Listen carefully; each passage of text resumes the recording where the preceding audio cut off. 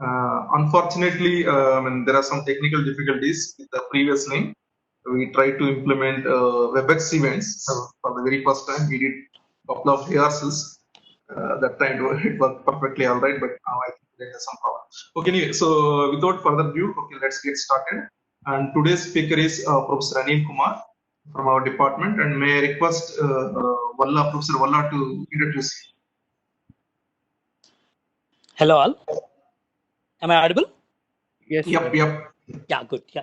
Hello all. Welcome to today's webinar. So indeed, it's my pleasure to introduce today's speaker, Professor Anil Kumar.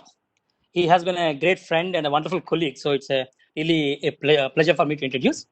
So Anil Kumar did his PhD working with Professor S. Ramakrishnan at IISc Bangalore and got his PhD in 1995 working on blanched polymers.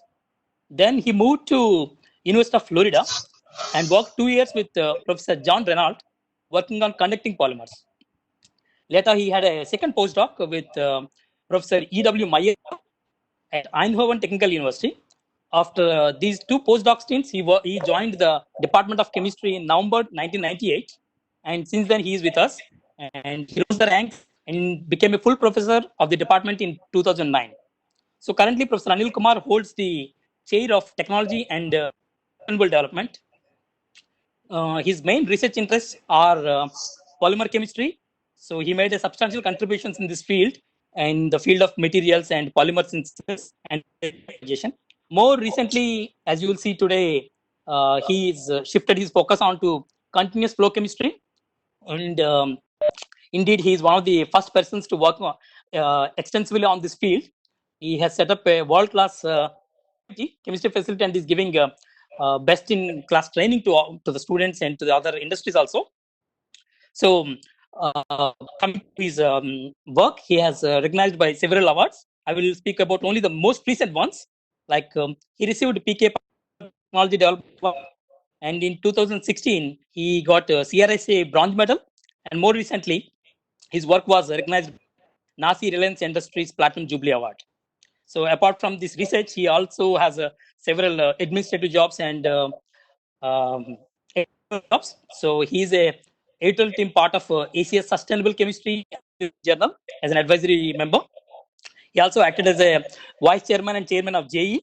So it's a wide variety of things. And whatever I do, my introduction will not complete without telling him about his sports accomplishments. He is a great sportsman, and he's an inspiration to the many people, even to the younger generation.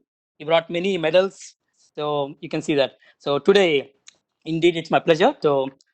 Without further ado, I request Professor Anil Kumar to give his talk.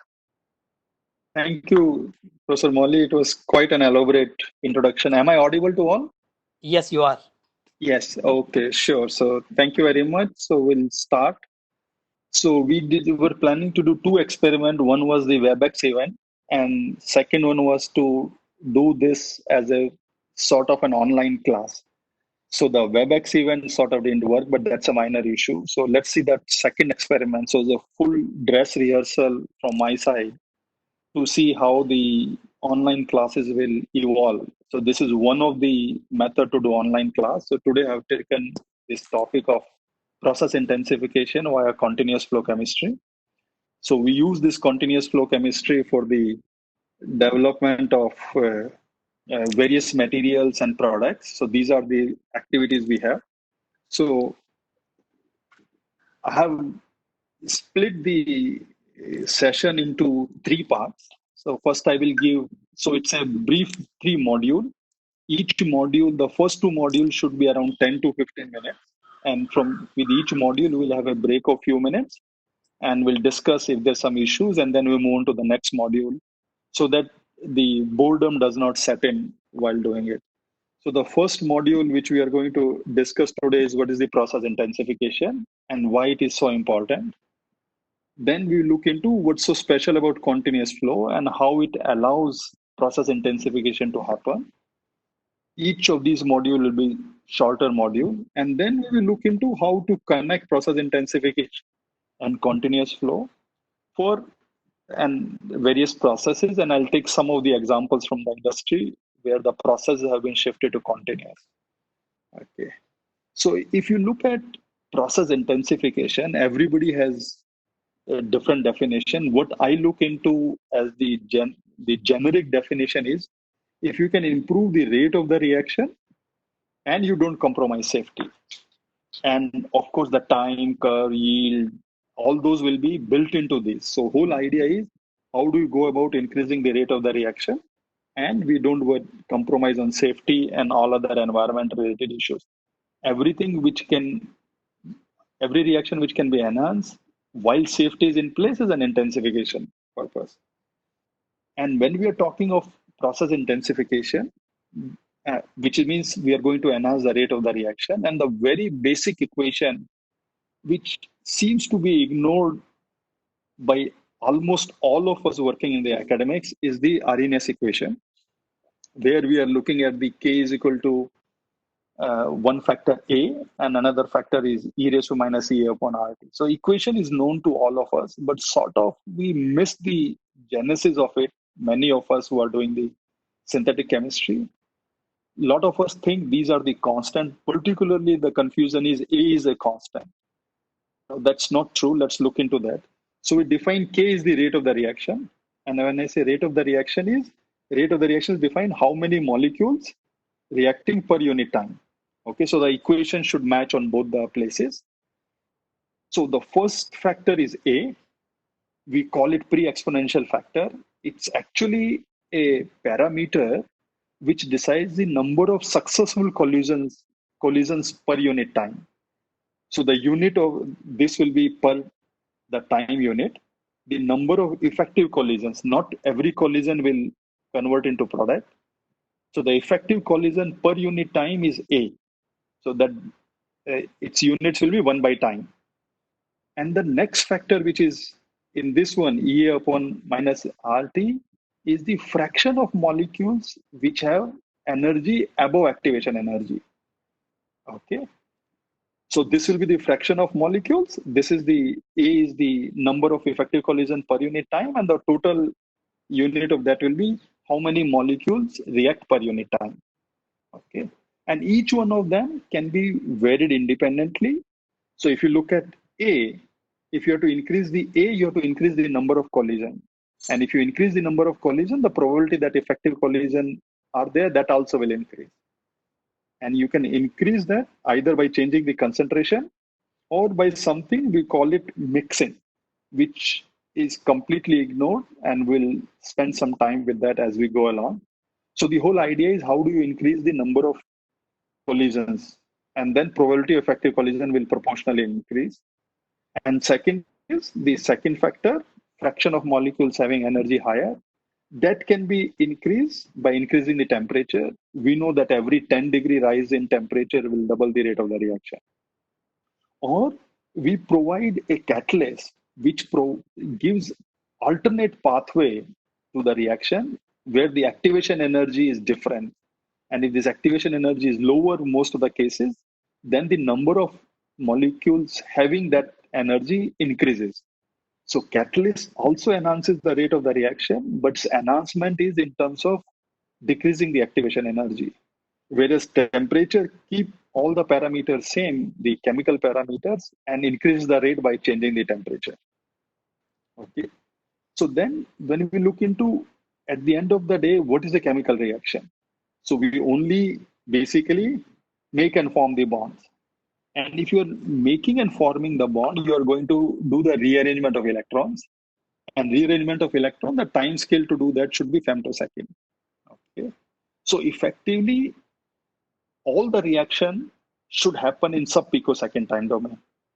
Do remember the qualifying condition here. What I'm saying is if a reaction has to happen, it will happen in femtosecond because the electrons have to rearrange.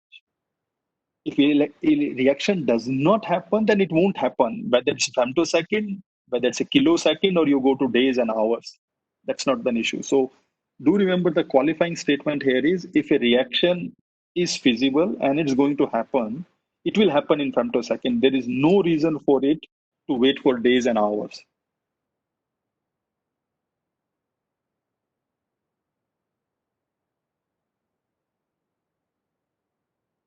And once we set up the reaction, we know the reaction is going to happen and we monitor the time. And over time scales are all here. Look at these time scales. They run into hours to days. So it is very strange. Let's say if I get a 60% yield in 70 hours, or let's say 10 hours for that matter. So I've already started the reaction. I already know the 60% of the molecules has that activation energy. They only can react. There is no reason for these molecules to wait 16, 17 hours. They should, if given a chance, will react in femtosecond. The reason they wait for that is because we do something else unknowingly, and we will look into that. So this is the way reaction should be happening, but we prefer to do it here. And there's a reason for that. It is not that it is out of blue. There's a reason which we sort of forgotten with time. What happens here is, this is the issue. There's a technological issue while doing the reaction. We know the rate of the reaction is such low. It should happen in this time scale. And if we let reactions happen in time scale, each reaction and each reacting molecule is going to generate the heat. And that heat has to be taken out of the system at a rate which is faster than the heat generation rate. If the rate of heat transfer is slower than the rate of heat generation, heat accumulation will happen and it will lead to explosion. That's how all your nuclear reactors and all your atomic bombs work, where the heat generation is much more than the heat exchange. So the whole idea is that technology allows only certain rate at which we can take the heat out, and that rate of exchange is what decides the rate of the reaction, which you finally can practically do. We can do the reaction much faster, but you can do only when you can dilute the system to 10, 20 molecules. But if you have to do a reasonable synthesis, you need to worry about that heat transfer. So let's look into where this heat transfer and what happens. So typically we are all used to this batch reactors, where we have the thermal fluid going in and coming out. In the lab, we use water, but you can use a chilling system or any system. And this is my reactor. Okay.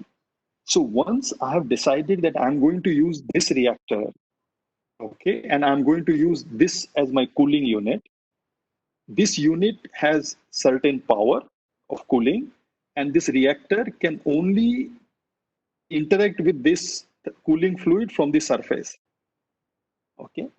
So the moment your cooling unit as well as the reactor is fixed, your heat exchange is fixed, which means that's the rate at which you can take the heat out is fixed.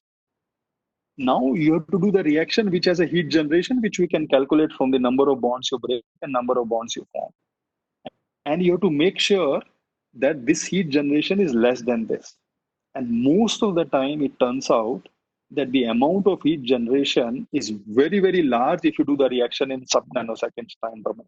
So what you have to do now is you have to do some way, because you still have to do the reaction. You cannot change the tool because that's the best tool available to you.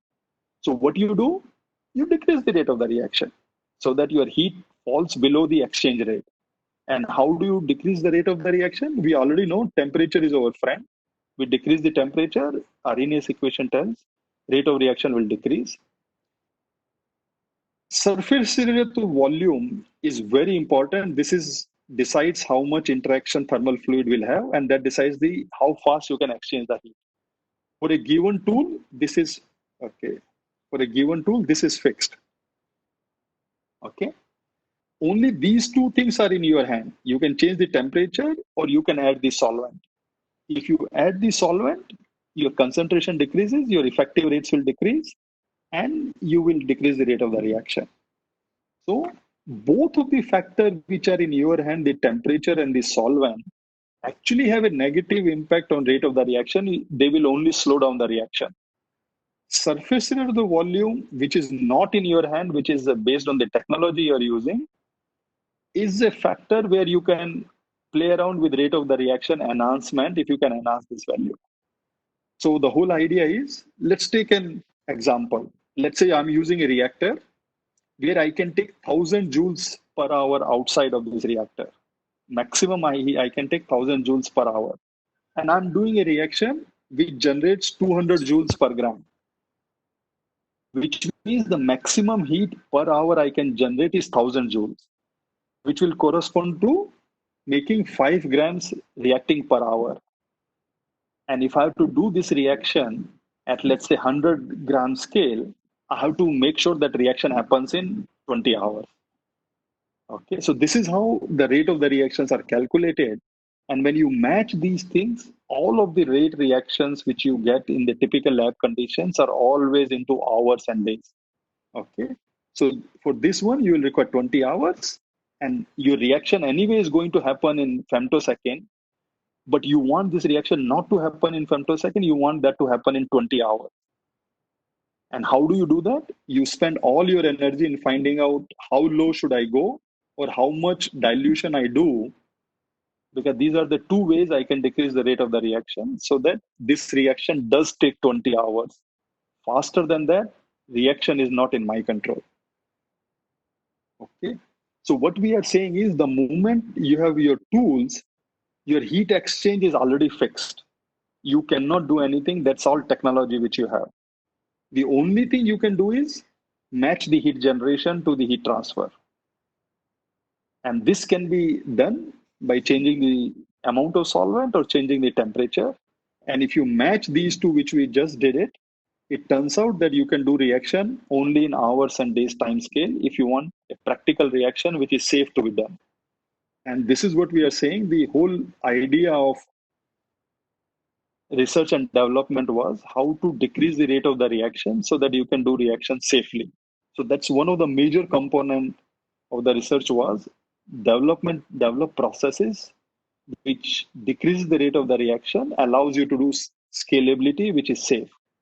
Anything, there are a lot of examples which people could not decrease the rate of the reaction to a certain level, and those examples and that type of chemistry was completely abandoned because it could not be scaled up. Classical examples of that are electroorganic synthesis and your photochemistry. Scalability is an issue there. Okay, so now we know how to, now we are setting up the stage that by default reaction should happen very fast and you have to work to make it slow. It could also happen that you are on the other side of the spectrum. You're doing a new reaction and you realize that when you do the reaction, it does not happen in hours and days. You waited for 2 days or 3 days and you simply say, no, this reaction is not possible. It will not work. If you know this concept of rate of reaction, you might ask yourself the question that there could be another possibility. One possibility, of course, is reaction is not thermodynamically possible and is never going to happen. But since you are doing the reaction, there are enough justification that thermodynamically this reaction is possible. The other explanation could be that the rate of the reaction is so slow that you are not in a position to do it in a real time, the time at which you are monitoring it. So if that is an option and you play around with parameter by which you can increase the rate of the reaction which was there 15, 20 days or 30 days, which you are not ready to monitor and assume that is not going to happen, it could be that that reaction starts becoming possible in a half day or a 10 days time frame or maybe 2 days. And the way you do that is you see, can you increase the concentration? If you increase the concentration, your number of collisions will go, keep increasing the temperature. And there is another tool by which you can increase the mixing. So just assuming a reaction does not happen, don't discard it. Look into these options. There could be a very slow rate of the reaction, which is preventing the reaction to happen. Okay, and that, so both extremes are there. Typically, reaction should happen in nanosecond. You have to slow it down to scale up. But if the reaction is too slow, you have to enhance the rate so that it is practical to do that reaction and you can do that. So what we do is now we reach this stage where we have the first module completed, where put a perspective, what is the rate of the reaction? It depends on two factors, the number of active collision and the fraction of molecules which have the energy. And if this, you do both of them, match that, it will come out to be in the time domain of days and hours. So now we will take a 2-minute break here. and see if there are any question, because we will use this to build up the next module. So is there a quick question we can I just think there is a take it here? question from Professor Sashidhar. No, not Sashidhar, Where sorry. is- There is a chat box. Please check check the chat box. There is Okay. Yes, Sandeep has a question, so we can let Sandeep ask the question now. okay, sure. Sandeep, can you unmute yourself? Hi, Anil. Can you hear me? Yeah, I can hear you, Sandeep. So let me clarify this. So, are you saying that any reaction can happen at the femtosecond level? Only we cannot see that because we don't have tools to do it. Is it your No. statement? So what I'm saying is, if a reaction is thermodynamically possible, if it is going to react, Mhm. it will react in sub-picosecond time. It should react in sub-picosecond time scale.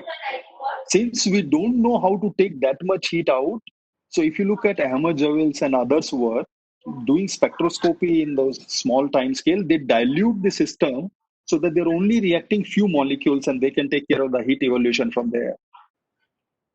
So you are right. A reaction will happen in that time scale if it has to happen, but you can't handle the amount of heat which is going to be generated if you're not diluted your system to a very large extent. No, but If even you then, dilute it, then the rate will decrease. so it's a as far catch-22. as far as I have read, I think the fastest forward rate reaction is a H plus or H minus is of the order of 10 to the power 11 something. Okay, so that's the rate that it happens. I haven't That is heard of again any you're organic talking reaction I haven't heard any organic reaction happening at the nanosecond level. No, I will give you an example at microsecond. See, why you are considering any reaction as organic or inorganic? A reaction is a reaction. So okay, reaction is a reaction. If a gas phase reaction can happen in sub-picosecond time scale, many examples are there. Mm-hmm. It's another way of doing the reaction. See, the advantage of doing a gas phase reaction is you can dilute your molecules. Mm-hmm. In otherwise normal chemistry, the moment you dilute it, you decrease the rate of the reaction. So you dilute the number of molecules without bringing in the solvent and other No, things. but ultimately potential energy surface dictates everything, na? Even if I dilute Yes. or I don't dilute, my potential surface for the reaction is not going to change. Yeah. It So doesn't if you depend on my dilution, right? so, The molecules will react depending on the activation energy. How does it? yes. So How does it depend that's on my exactly. dilution? Yeah, dilution will change some reaction rate, but it will be ultimately dictated by the activation energy surface, right? Or the So potential there are two surface. factors. There are two factors, Sandeep. One is the activation energy, another is the effective collision. So even if all your molecules have activation energy, there is no guarantee they will react if they don't have effective collision. No, that's not true. That's not true. That's the 100%. Then the reaction rate will be even less. So the Okay. moment you dilute it, you are decreasing the effective collision. That's what I'm saying. So can I ask? Yeah, Sunoj. Yeah. So Anil, this pre-exponential factor, as you rightly pointed out, it is the impact of which is always underestimated. People don't talk about much. So, but the point, effective collision, it's like to me it is very vague, because what happens is the orientational disorder. Not all collisions would lead to product. So there are well-defined orientations. Primarily at the entry channel to the reactive surface, there is a requirement of formation of a pre-reacting complex, which is a loosely held substrate coming together. But even then, reaction is not guaranteed because of microscopic reversibility. So they will combine and detach and go away and diffuse away and come back again, hit. So 1 in a million collision typically would be successful because the orientation is correct. So that's the reason it's effective collision, not the number of collision. It is effective collision. Effective collision. Fraction of effective collision. Effective collision has a huge component from the orientation of collision. Yes, of course. Yes, how these components it has all the components. Yeah, it is very important that one talks about the orientation of collision. So I will give you an example where we only enhance the rate of the reaction by changing the A. We don't change temperature, we don't change concentration. So the units actually, if students are listening, you match the unit. Rate of the reaction is molecules reacting per unit time. effective collision per unit time multiplied by the molecules having the activation energy. That's the as simple as that. Siddhant also has won't a greater AV imply more effective cooling by the inlet and outlet, so it should have a negative impact on rate of the reaction? No, Siddhant, see the surface area to the volume, if it is higher, it will allow more heat to be taken out. And more heat to be taken out, which means more heat can be generated. So it is not a negative, it will have a positive impact on the rate of the reaction. So Any your rate of the more heat reaction is won't change. Tell me? more heat is being taken out of the system, right? Of the reaction, and So effectively let me give that's you an cooling the example. system. No, it's not necessarily cooling. The cooling is you decide what is the fluid temperature at which you are doing the reaction. See, if I do the reaction at room temperature and the heat generation is still not manageable for me, I'd cool the reaction. If the heat exchange is manageable because of surface area to the volume, I heat the reaction and do it faster. Why should I cool it? I should heat it. So I'll give you What is the point of those inlet outlet pipes? No. That is where your heat is exchanged. No. That is the heat exchange is happening through the surface. So a greater amount of heat will be exchanged. So what is the gradient of? I'm confused on that. Like the reaction itself is hotter. No. Okay. Reaction is happening into the reactor, and the utility takes the heat out. So there's a temperature at which you push the utility. So if it will be at a lesser temperature. No, it's not necessary. Why temperature it can be either by us of the utility. So it can be either 200 degree. Right. Correct. Yeah. But so remember, if you keep it at 200 degree, your rate of the reaction is going to be so high that if it cannot take it out, it will lead to explosion. Right. Correct. So you need to keep on playing with this utility temperature to match the heat generation. And heat generation exchanges through the surface area of the volume. So that is the only field you have. If you design a technology which has a higher surface area to the volume, you can actually do much faster reaction because you can take that heat out in a better way. Correct. Yeah. Thank you. Okay, we have Sunoj on thermoneutral. I don't know. I've not gone there. I'm basically dealing with generalized examples. So what thermoneutral reactions? What do you mean thermoneutral reactions, Sunoj? In which way you are saying? Reactants and products have same heat. Like there is no exoergicity or endoergicity. Okay. So but then they have same enthalpy and free energy. Yes. So identical reaction, like what we talk about SN2 displacement substitution reaction, a radio-labeled iodide displacing a non-radio-labeled iodide. So that is a thermoneutral reaction because reactant and product are the same. So there is no. So there is no Arrhenius equation there. If you change temperature, nothing happens to rate of reaction. No, that's what my question is. Like how this applies to thermoneutral reactions. Identical. I have not really thought in that direction. Or in cases where the heat change is very, very small, like the kind of heat change Nandkishore. Nand Kishore's heat change is very small because he's looking at very small sample and very small molecules. And that same thing, if you do in a larger scale, your heats will accumulate. So the same reaction when it happens inside the cell is manageable. You do it outside, you can't do in that femtosecond or the microsecond time domain where biological reaction happen. They take hours outside in vitro because everything parameter has changed. So I don't think Professor Nandkishore's examples have very low heat. Low heat also, when you multiply with the number of molecules you have to react, even one mole will have 10⁻23 molecules. It will be a huge heat to handle, to tackle. Is that all? So we move on to the next one? You can. Yeah, sure. So I'll go to the share content again. And we have the keynote. Yeah, play. So we finished the first, and let's see how the next step will take it. It will introduce you to the now continuous flow, and we put these two together. Third module, I will discuss the examples based on this. So the second module is also short, and then third module will have examples. There'll be less questions in the third module. So the whole idea of this one is the speed versus control, because the technology which is available to us is the flask and the reactor, batch reactor. We have limited heat exchange, and the only way to get speed and control is you decrease the speed, you get a control. New technology allows us higher surface area to the volume, and which allows us now do real reactions, not reactions in a spectrophotometer, but real reactions in real quantities at an enhanced rate, and we'll look into that.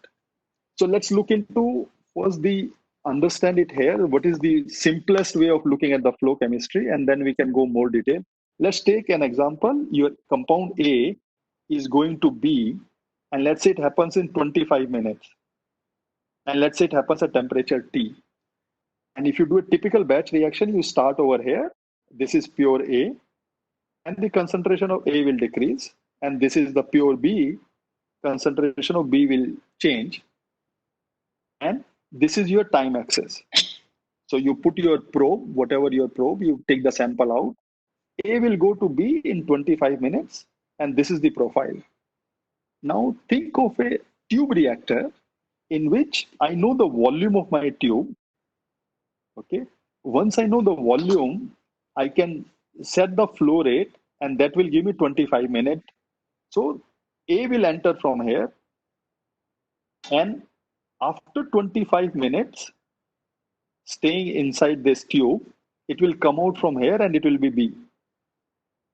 At any other point, let's say I want to know what happens in a batch reactor after 5 minutes. This is my composition. I put it down over here. At this place, this will be the composition. If I take a sample out from here, this will be my composition. If I take a sample out from here, this will be my composition. I can read that. Now the interesting thing happens. Let's say you set up the batch reaction. We call this as a batch reaction.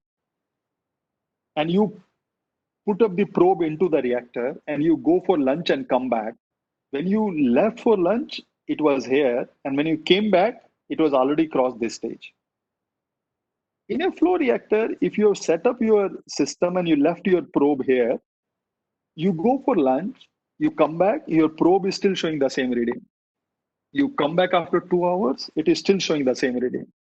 The reason for that is the system is moving. At any given point, it's a static system. And it has huge implication. And if you look at, this is your time axis in a batch reactor. What is this axis over here? It is the length axis. So time has become length. So I have a time equivalence, which is in terms of length. Which means if I want to see what happened in a time domain which is less than a second or less than a millisecond, I cannot do that, because by the time I take the sample out, seconds are over. However, I can keep on expanding this, and it will be possible for me to take a sample out which is very, very small, plus it's independent of time. And these few features of this flow reactor, what happens is length becomes time. Do remember that. Time, now do remember I'm going to make some statements which are contextual statement with respect to the reactions, okay, not in general. Time is not visible. Length is visible. You can't manipulate time, is easier to manipulate length. So if let's say this tube having 25 minutes, I can make the diameter small, keeping the volume same, and make the length double the tube. It will still be 25 minutes. So if this was 1 meter tube, if I make it 2 meter, it will, by decreasing the diameter and keeping the volume same, it is 2 meter is 25 minutes now. I can make it 2 kilometer, it will still be 25 minutes. Which means if I have a probe after 1 meter, initially it was monitoring which was happening in 1 minute. Now it can happen which was happening even in nanosecond time domain. So you get a real insight into the reaction movie at a time domain which were not accessible otherwise. Plus each molecule goes through, comes out, and at the same time, your reproducibility is excellent. Remember, there is no empty space inside the tube. So there is no head space. So when you do gas liquid reaction, batch is a nightmare, continuous flow works very well. Furthermore, as the molecules are going this way, fresh A will enter from this side. The molecules, the B which are formed over here, will not see the fresh entry of A, which means secondary reaction or secondary nucleations won't happen in a flow. In a batch, the product which forms is going to see the new reagents which are added. In flow, that is not the case. The products which are forming will not see the new reagents which are added. So the whole reaction profile is very different in a flow. And of course, you can easily scale up because there are no stirrers, there are no moving parts, and there are no headspace. All scale up is engineering because of stirrings and mixing. As a chemist now, this is the first time, and I'll give you an example. As a chemist, you can set up the whole production. The first milligram scale reaction done by a chemist. After that, it was only the engineers who will do something, but now a chemist can set up the plant. Okay. And now this tool, so I will show you this. So this is over here. Here, the surface area to the volume is very high. And I can keep on decreasing the diameter of the tube, and I can go to almost infinite surface area to the volume. Because of that, I can exchange more heat, which means I can enhance the rate of the reaction. And this is the state of the art right now. With these tools now, practical examples, many of them are there, which are now into the microsecond time domain, millisecond to microsecond. As far as the tool is concerned, there is no limitation that we cannot attain this stage. It is very much possible. We can design a reactor which has a surface area of the volume so high that we can do reaction in a real sense where the chemistry allows us to do it. But there is a catch here, which I will discuss why this bridging is difficult to complete or fail. I'll show you that what happens. Okay, so this is what typically I show to the students. Every 10 degree will change the rate of the reaction. So look at now, a reaction typically done at 80 degree at 8 hours. Don't do anything, keep the reaction same. Just do it 160 degree, we'll do 2 minutes. And this is, a lot of students have this confusion. How can you go above the boiling point of a solvent? Let's say I have a toluene. How can you do reaction at 160 degree in toluene? No, there's a Clausius-Clapeyron equation which tells you how the boiling point can change with the pressure. So is a flow tube, no moving part. You can apply a pressure regulator at the end. You can go up to 400, 500 degree. So the typical chemistry which students do in the lab is up to 110, 150 degrees centigrade. With flow, we can do solution phase chemistry at 500 degrees centigrade now. And remember, if 8 hours, 80 degree at 500 degree, this will be millisecond or a microsecond reaction. If you just keep on doing this equation up to 500 degrees centigrade. And that is the reality right now. That limitation, the playground for a chemist is looking into up to now 500 degrees, what we are looking at solution phase chemistry.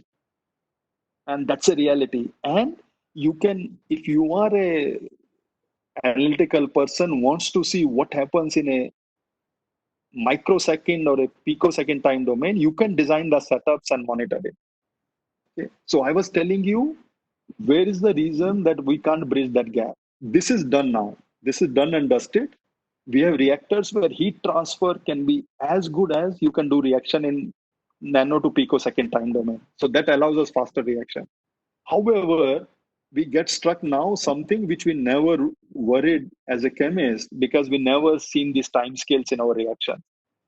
When you go to such fast reaction, there's a prerequisite for your chemistry that your rate of mixing has to be much, much more than your rate of reaction. Okay? If your rate of reaction is faster than your mixing, reaction, every time you do, it will be a different reaction because you have a concentration gradient. So mixing becomes the bottleneck, and we never worried about mixing because we are doing reaction in flask, which will take hours.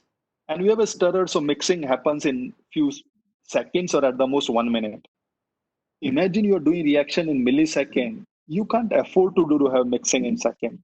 For millisecond reaction, it has to be micro or at least 3 order nanosecond faster. And that's the reason I was telling you this gap is now not accessible, not because of heat exchange. It is because mixing is limiting factor right now, the technology of mixing. Okay, just give you an example why mixing is so important. Actually, we see in our day-to-day experience, mixing has an impact, but we sort of ignore it. Let's look into this is the equation, diffusion constant of a molecule, and how much time it will take for it to diffuse. That is the distance, and this is the diffusion coefficient.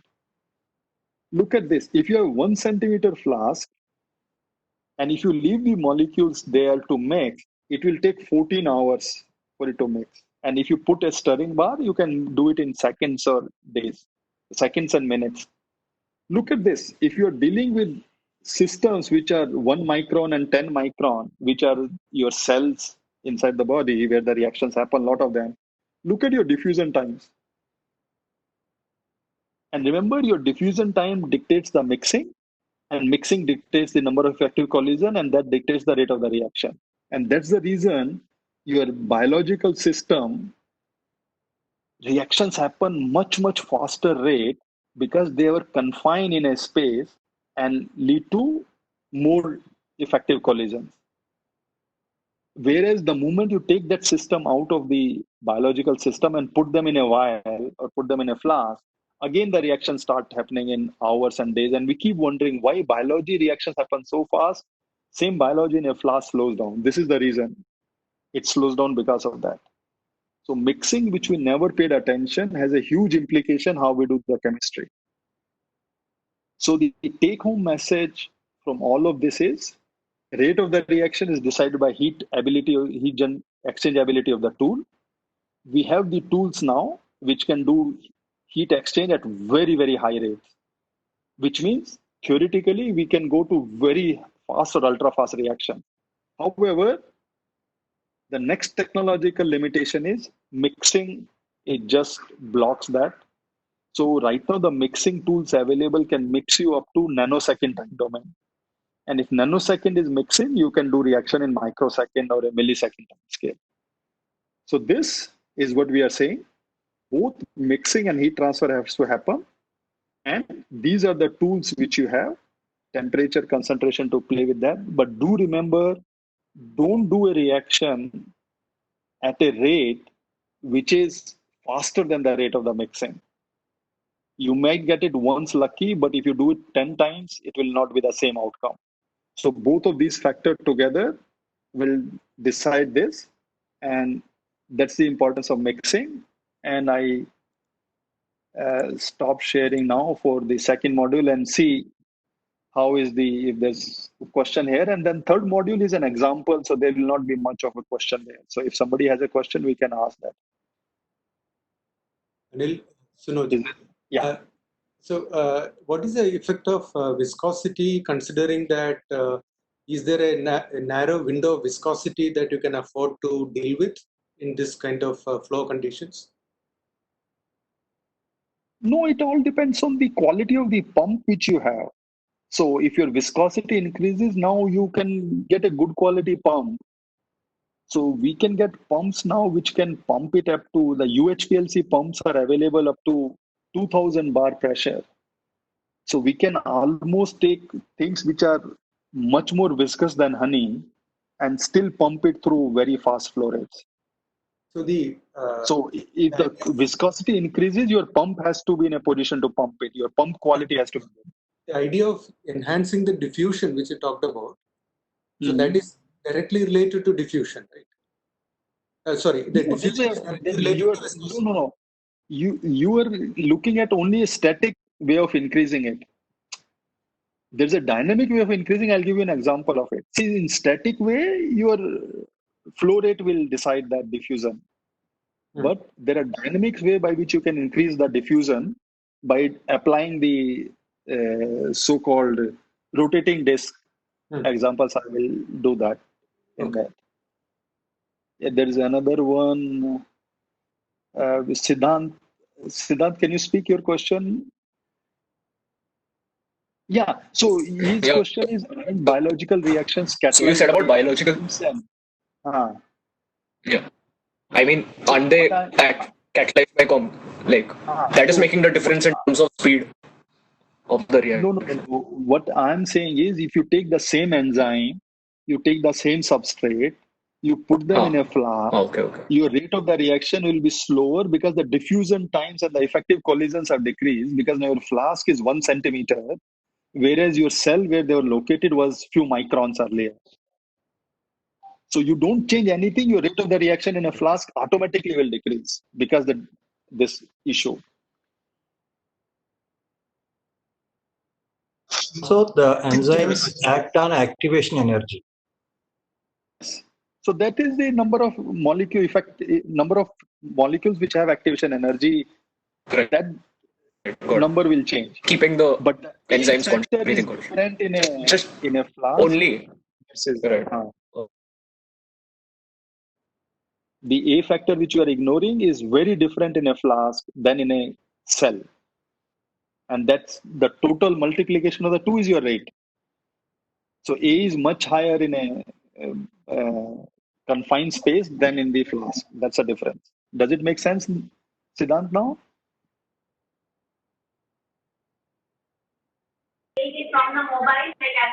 But Anil, hi, Sandeep here. But there is a big debate now that's going on that how the molecular crowding. If you have within a small cell, even there is a highly crowded space, and molecules cannot move very easily. So the way we model is the chemical kinetics is actually some people are saying that this is not exactly happening because when you do chemical kinetics, it's a well mixed system.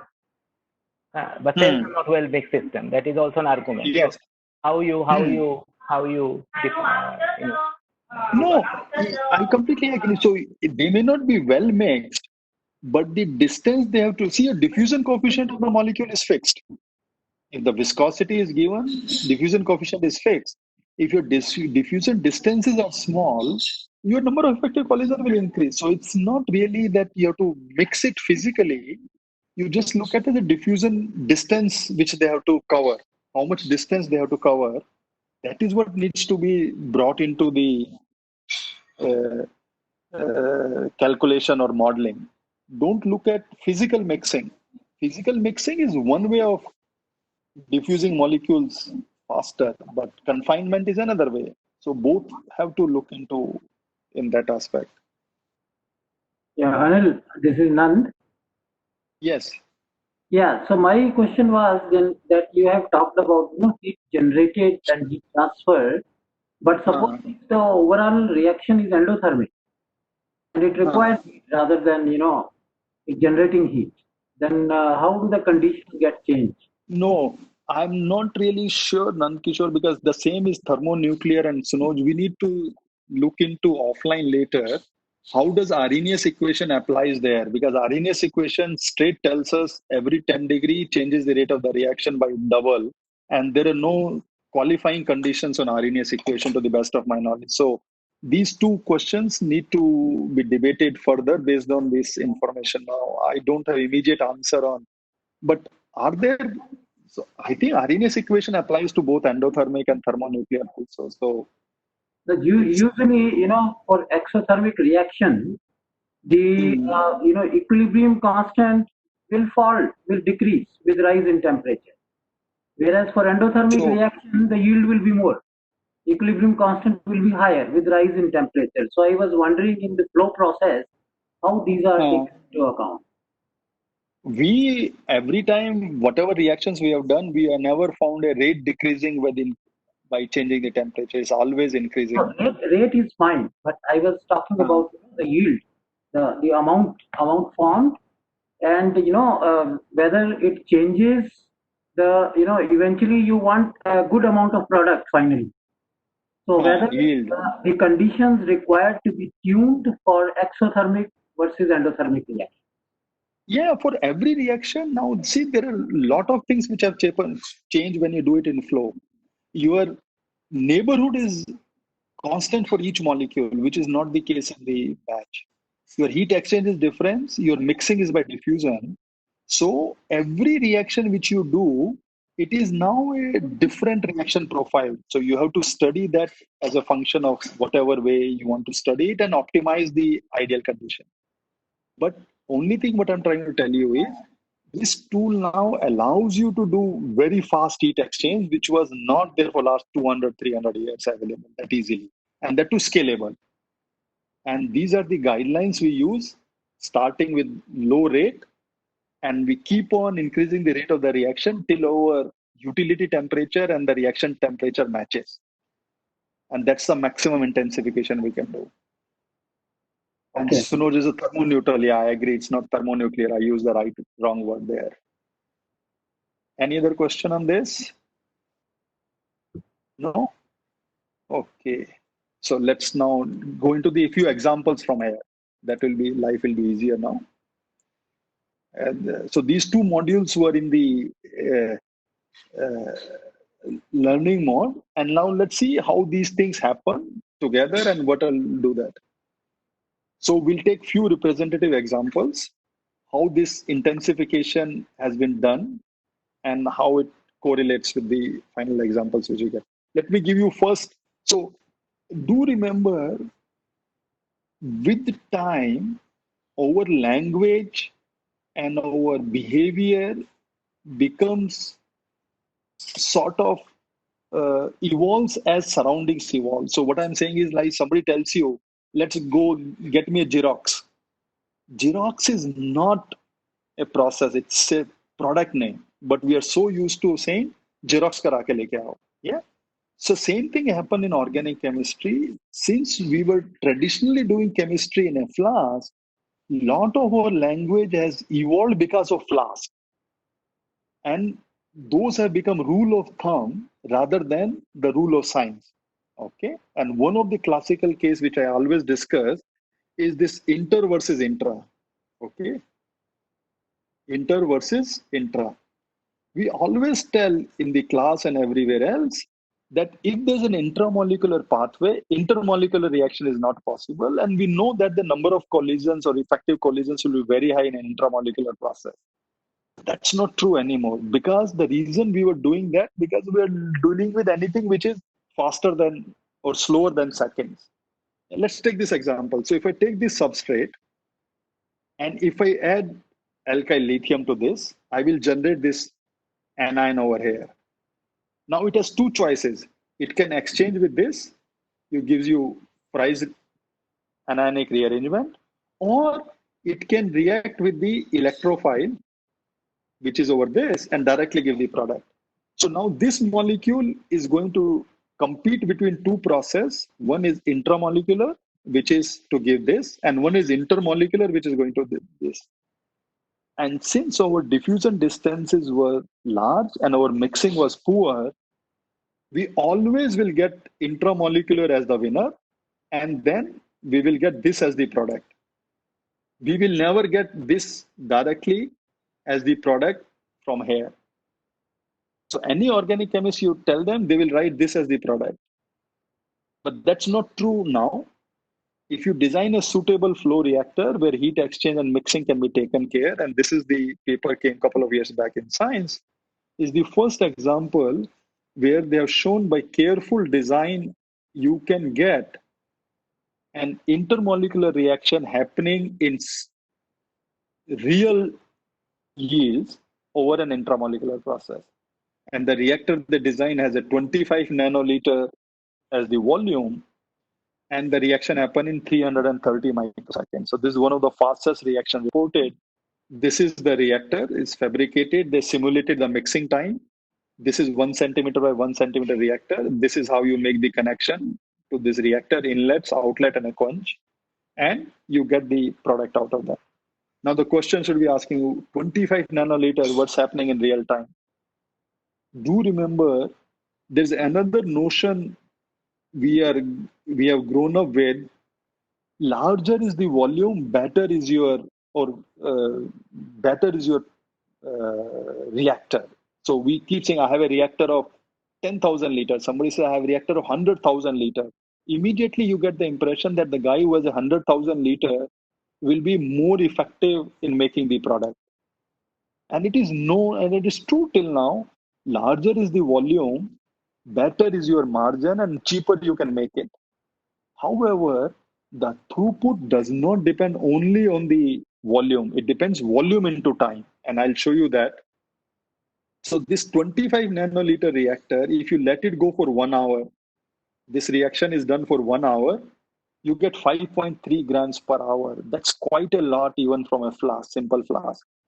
So making 5.3 grams per hour is a significant number.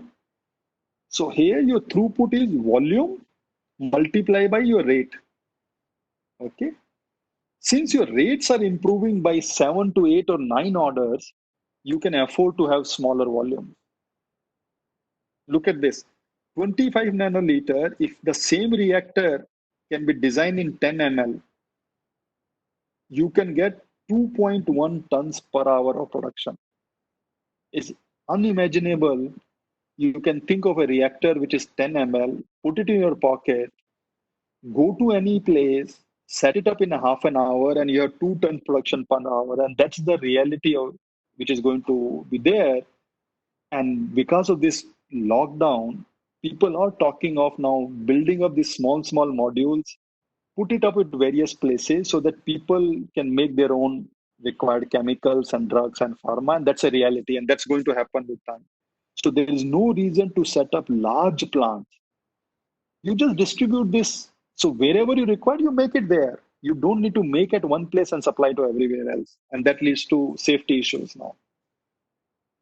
And of course, the flip side of this small volume and easy done by anybody, including non-chemists, because the machine now, you set up the machine, you put the feed, you get the product. The danger of this technology is the misuse of technology. People might start making drugs and high energy material at their backyard without anybody noticing it. So the regulatory agencies are extremely worried about the misuse of this facility or technology. But that is, you have to live with that. Every technology comes out with its flip side, and that is the flip side of this technology. And you can use it now. Look at this. We always say you generate the anion here. This is kinetically controlled. It isomerizes into thermodynamic product, and you get it from here. With flow now, before it changes, I can bring the quench. I can get the majority of the kinetic product or majority of the thermodynamic product. It's my choice now. Because remember, I said time is length. Length, you monitor, play around with this length. You can tap it here. If you think it is still not enough, you tap it in microsecond. Right now, in millisecond tapping, you can easily get this reaction. Both, look at 68%, 99% pure. You can get kinetic product 84%, 99% pure again. So it's not minor product. Both are major, depending on what conditions you are going to use it. Okay. Now, this is what I was telling you where the bottleneck is. We can increase the rate by temperature. Can you now think of something without changing temperature? Can we improve the mixing? And that's where the Sunoji's answer will come. There are dynamic ways of increasing the mixing. I will introduce one reactor here, which is the real, I think, the breakthrough in a technology. So it's called a spinning disk reactor. So it has a disk, which is static, and there's a disk on top of it, which is spinning.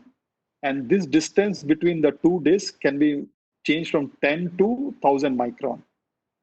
You can vary the distance between the two. The front view of the system looks like this, the bottom disk, and this is the top disk, which is rotating. This rotates. One reagent enters from the middle, and second reagent, so one reagent will come out from this hole. It comes up from here, and within 10 to 100 micron, there's a disk rotating, which is rotating at 6 to 7,000 RPM.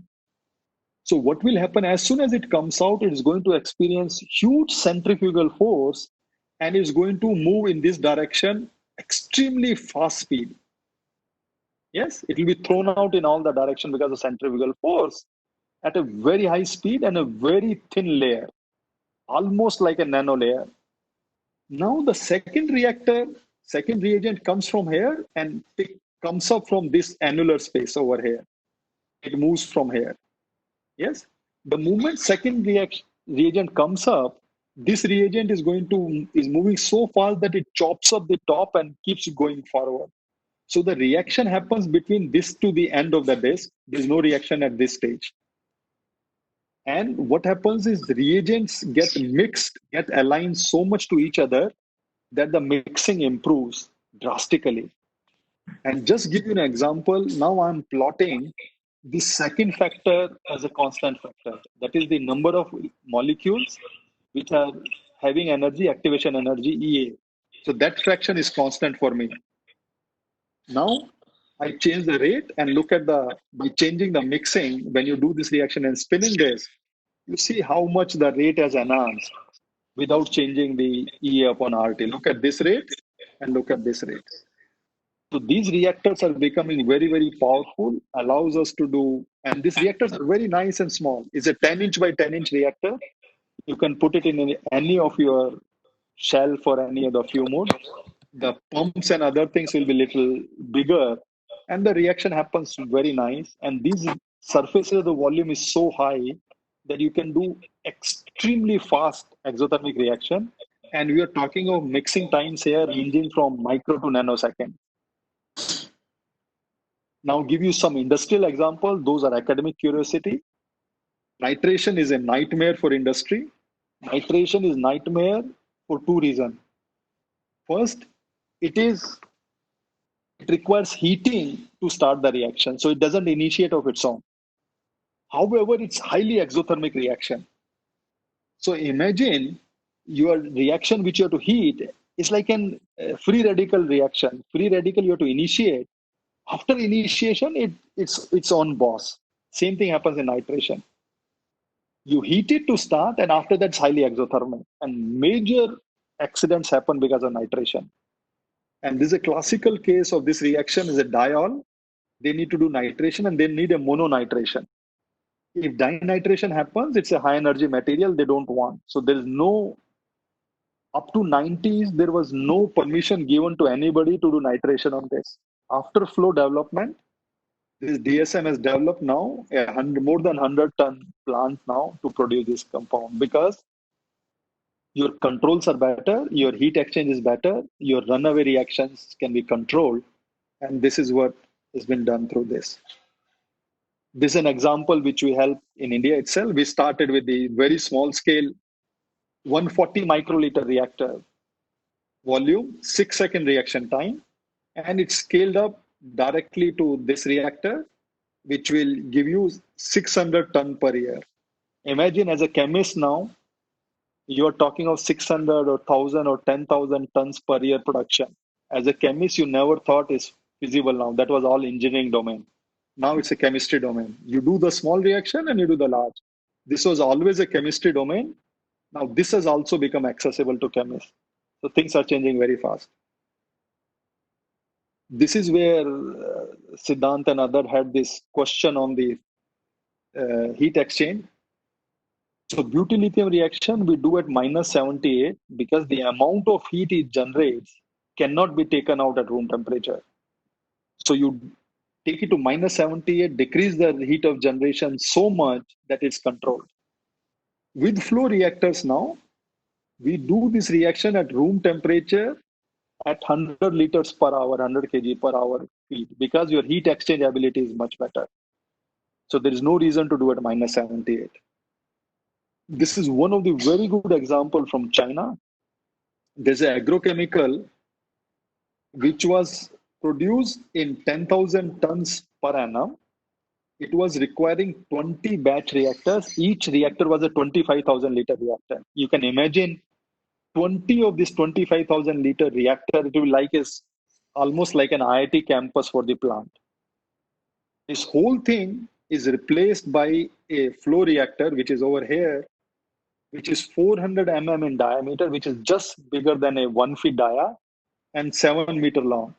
You can see the whole reactor is over here, and you can see the car in the background. So this can easily set it up inside my lab, a 10 meter by 10 meter room. You can easily set up this reactor, and that will give you 10,000 tons per annum production. And if anything goes wrong, you're looking only in few liters volume to be taken care of that. I'll give you quickly 1 or 2 examples from our lab, and then we can wind it up. We deal with conjugated polymers. That was our earlier interest for printing electronics. Our idea was to make large quantity of materials, make it for printing. We did develop continuous process. Corona worked on this to develop the polyaniline. And I'm showing you 6 graphs, and all 6 are same reaction done in 6 different times, different days and different weeks and different solution prepared. And look at the reproducibility of each one of them. They look exactly same as if same sample taken out and done 6 SCM. These are 6 different batches. So the batch to batch reproducibility is wonderful. We have another P3HT. This is the commercial product quality. And we do 3 flow. This is how we look at it. We have more than a dozen papers on this defect-free P3HT. Of course, we do end-to-end solution also, which is little tricky. It's more fancy than practical, but automation is important. So here we start with the commercially available starting material. We do multi-step reaction. We don't isolate any of the product. The final monomer is getting made here, and the polymer is what you isolate. This is done by one of the PhD students. Every step is optimized and then connected in series, and you get fully at the end of the day, completely autonomous, unattended operation. And there are many examples of this. We look into this also. Then, of course, we use this for printing. And finally, we work with a German group. We have printed supercaps on paper. So the idea here is use paper, use conjugated polymer, and build your own devices. Print your own devices in the neighborhood. That's the future. And on paper, we have built this supercapacitor, and that's been demonstrated and tested now.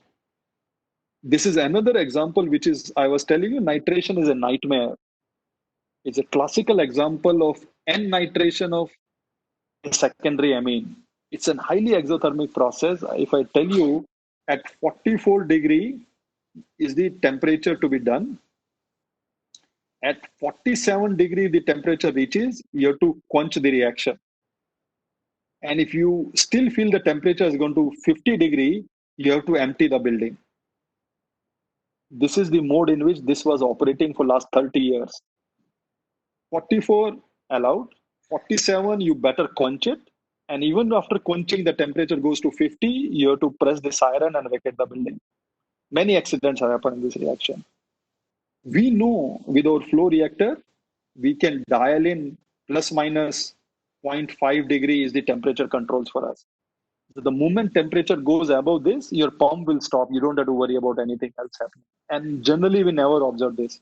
So we develop this process, and we are in a position to transfer that to the company now, which through flow, and it will be a very safe way to do that. Microwave, as you all know, is a thermal reaction. There is no microwave effect. We convert, this is the Vivek Paul Shetty's work from TIFR KCC1. These are the results from the batch microwave synthesis. These are the results from flow, no microwave. And we can scale it up now. Do zinc oxide quantum dot, because scaling up of quantum dots or nanoparticle is an issue because of secondary nucleation. We don't have any issue now. We can scale up any of these things very easily. We have large project on flavor and fragrance. For undergraduate student, I have a challenge. Can you digitize flavor and fragrance? See, color can be digitized. We all know, but before we knew, it was very hard, impossible. I'm sure some of you will look into, can you digitize flavor or fragrance? Even if one of them can be digitized, it will have a huge implication in terms of how we buy and sell things online. We have taken the project on Camphor.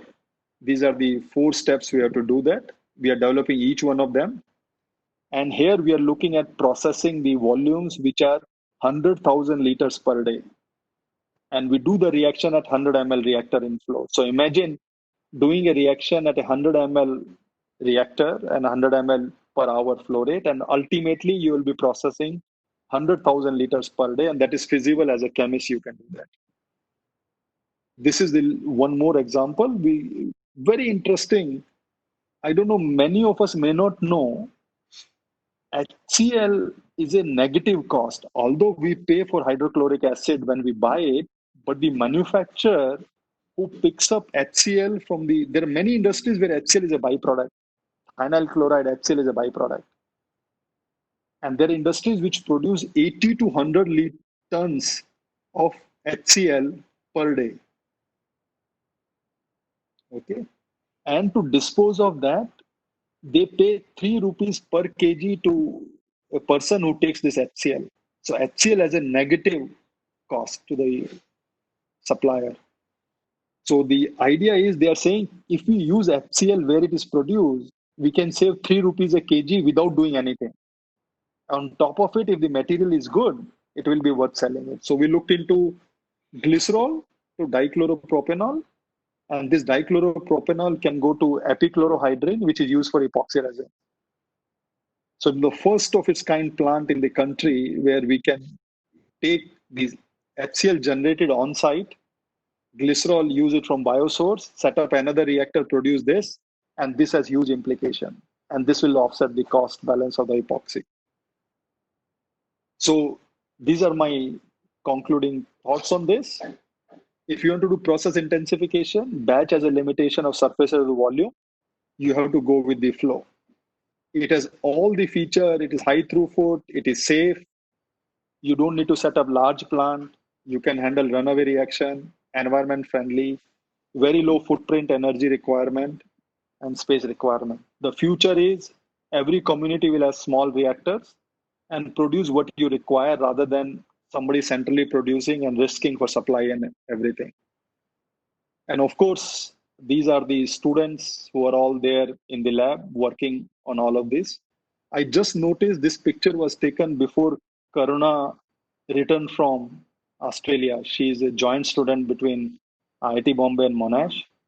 She is now 3rd year she was in Monash. So that's the time this picture was taken. So Karuna is not in this picture. And that's where I stop it. And thank you for listening.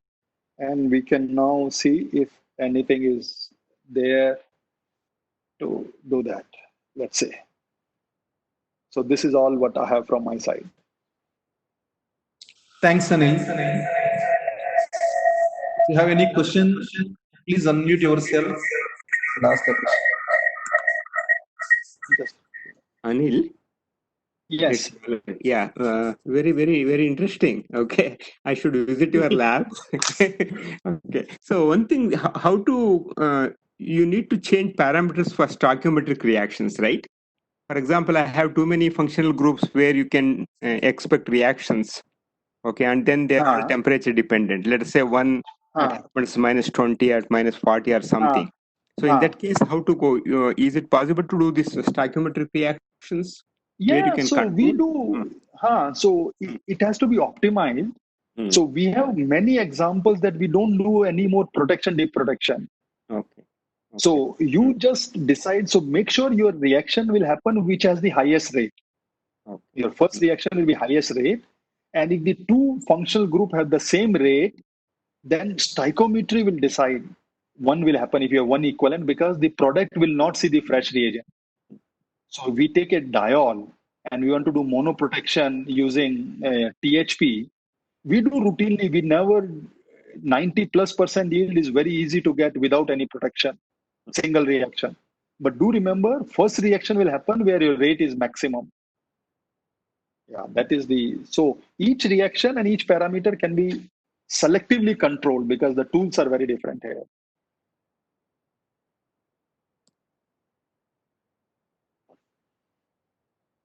Hello? Anil, just yes. Oh, sorry, Sunoj. Just a comment. Is that So over several decades, people have been in the chemistry space. Of course, like the technique that and the technology that you have talked about is really wonderful, and it has a lot of advantages as well. It was very convincing. At the same time, from academic perspective, so getting inspired by biological systems, a lot of people try to do reactions in confined space. It goes back to Ronald Breslow's early hypothesis that when you try to force an organic reaction in aqueous solvents, then there is a possible way of enhancing the collision because hydrophobic interactions will come into play. Yes. So that is one of the homogeneous reactions where this increased collision being talked about, and then people moved on to zeolites by infusing it with reagents, and then it would react and you can extract the product later. And in the recent times, people have been using cucurbitals as one of the confined media for reactions, and then nanocaps, nanocavities. These kind of academic research has been going on. So I think there is an interesting connect between these all concepts at a higher level, but there are different branches to accomplish this pre-exponential factor as a guiding principle for enhancing the efficiency of various reactions. Yeah. So my comment there is those are the torchbearer examples, and you take those as a guiding principle because scaling up is not possible through those processes. So that's the reason you know that confinement there has helped. And now use this tool of like a spinning disk which confines it and scale it up. So I will put it this way that these tools will aid your academic research to take it to the next level, which is practical research. That's what I'll put it that way. It enables chemists to take that step. Hey, Brett Chudu. Hello, Anil. Your question? Yeah, tell me. Yeah. I have two questions, but the third part is really interesting where you showed the examples. I had two simple things. One is that digitization. What do you mean by digitization of flavors and fragrances? And second? Second one is this HCl production. I mean HCl utilization where you take the glycerol. The process is interesting, but at the end you generate water. Correct? 2 molecules of water. Yes. And I guess the molecule dichloro that propanol is also probably water soluble. So how do you separate it? That's a separation technology is quite mature there. People do still separate a lot of aqueous soluble and non-aqueous soluble. So that is technology quite mature. Okay. So that part is not an issue. Basically, you basically do the second step in the same one by adding the base. You get epichlorohydrate. Epichlorohydrin, yes. Water soluble. Yeah, that is not water soluble. Okay. So you can play around. So the first part is now if I had to tell you a color, I can tell you CIE coordinates. I can give you a number. Okay. And you will look at the same color which I'm looking at, though we are not located at the same location. I see. Because both of us are using the CIE coordinate or whatever that XY X coordinate what we have. There are 3 now. Cyan, CYK and CIE. Yeah. So those are called digitization of colors. I see. Okay, those ones. Okay. That is based on the absorption and the luminescence of the color. Okay. Yeah. Of the molecule. Now, can you think of any property of a flavor or a fragrance which can be measured and given a quantitative number? It's like H index. So that if I tell you that I have a fragrance which is sandalwood, it can have 100 smells. How the buyer knows which smell it is. So you can give the digital number. Okay, I see. That's what you mean. Okay. Communication becomes very, very easy. Okay. Yeah. So that's a huge potential. Even to do for a single flavor is good, but if you can do for global, that will be, I think, huge issue. Okay. Yeah. Of course, Sunoj, order threshold, even people are colorblind, so let's not worry about that. Colorblind also can't see the color, so that's. But I like the digitization of fragrance is already known. Okay, I think people have done it. Selectively they're doing it. Yes. So what they do is I have a few of these. but there is still not a mature. It's still work in progress, because they and can it's not send going an to be easy. e-greeting. So e-greeting they can send it, and from the e-greeting when you open, you can get jasmine flavor, smell or something. It's already they have. It's already they are coming up with. Yeah, one of my friends told me about that one. It's in No, Canada. but I They have are. not seen Mm, any smell from an e-greeting yet, Yeah, no, unless yeah. until it is a placebo Probably effect. it's going to I be told, reality soon. That's what. Okay. yeah, It was it could be there placebo effect. that kind of smell was there during anthrax. Okay. Because actually anthrax was there in it. That okay, that powder was there. So yeah, here no, it should come like Okay. Nandita has a question: is clogging of tube a big problem in scale up, especially with polymer and nanoparticle synthesis? So Nandita, the tube is a academic curiosity.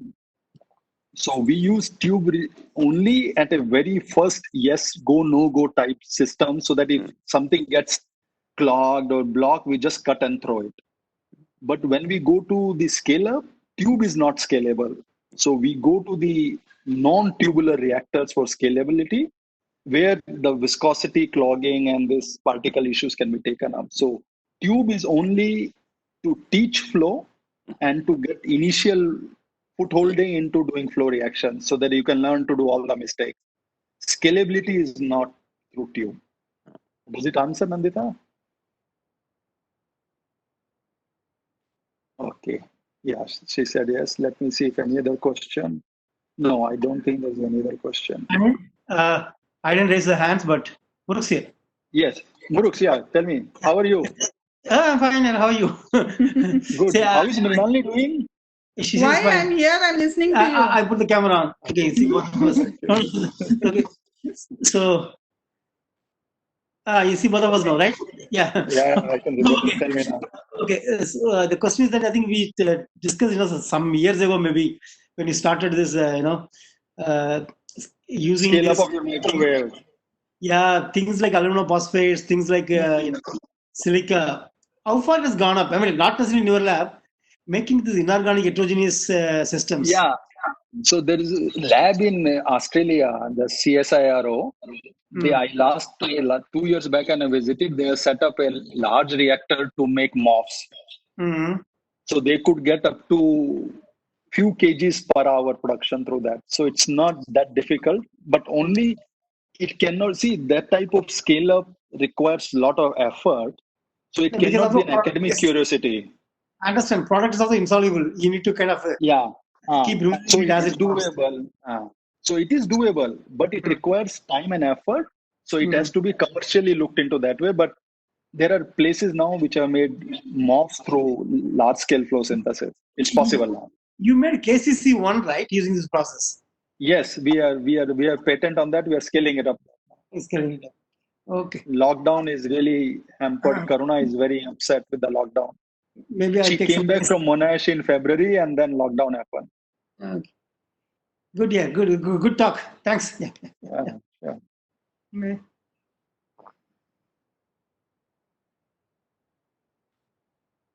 I have a question, Arindam. Arindam, yes. Yeah, so you talked about the making of the quantum dots, right? Of different colors showed. Now, typically after making of quantum dots, they will kind of associate with themselves and aggregate and form bigger chunks. If you want to have size selectivity, people want to have a coating using capping groups of some amines or some other capping group. Yes. How do you envision doing that in such a flow reactor? Because you want to have a solution that you want to. So what you do is, some background sound. That's okay.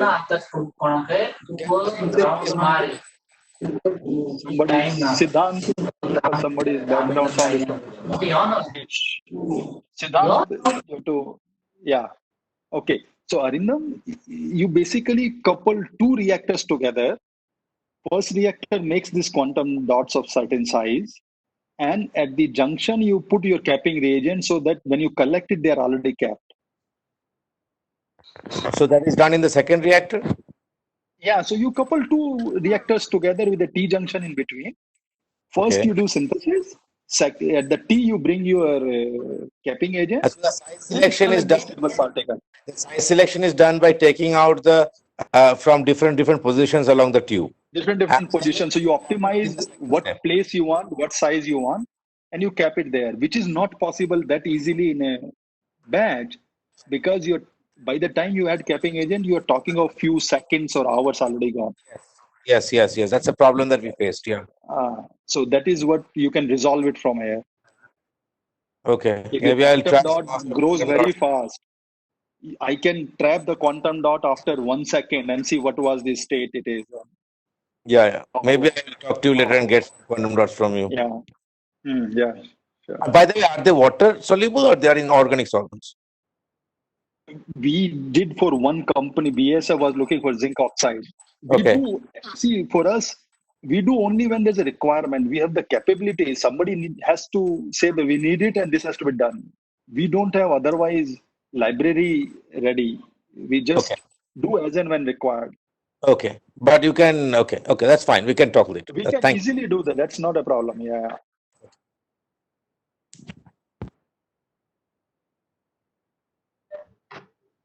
Any other questions?